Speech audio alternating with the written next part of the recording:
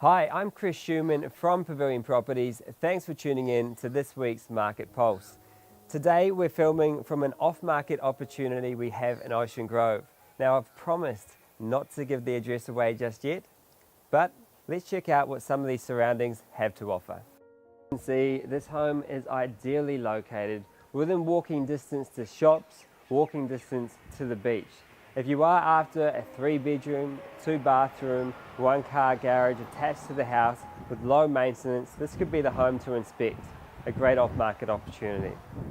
Let's head into the real estate market. We're looking at the Australian budget today, and there's great news for first home buyers. The first of that is, if you are a first home buyer, the stamp duty that you pay for a property under $600,000 will be zero. That's right, no stamp duty to pay. Previously, it was half stamp duty, now it is none. But the great initiative that this government is doing is saying that from $600,000 to $750,000, there will still be a reduction on the stamp duties, but it will be on a declining scale. Meaning that if you pay $605,000, you'll pay around about $1,300 in stamp duties, and as you get closer to that $750,000 mark, the stamp duties will increase closer to the full stamp duty payable. The reason this is great is it's an initiative for the sellers.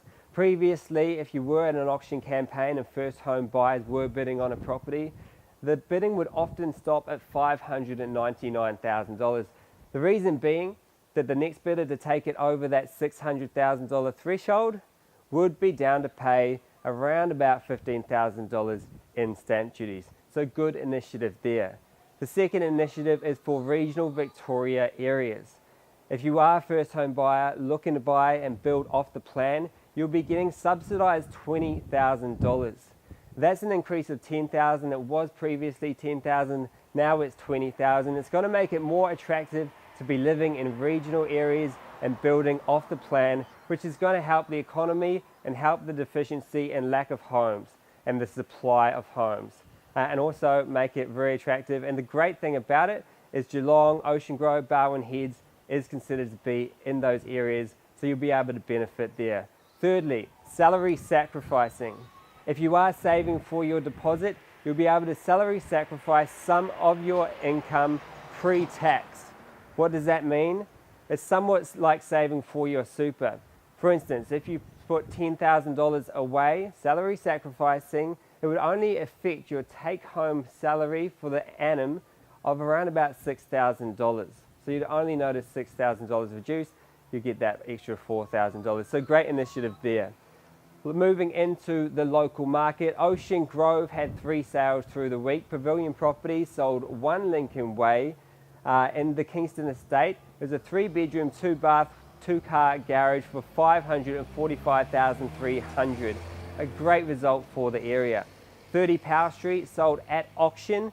Now that one was an undisclosed amount.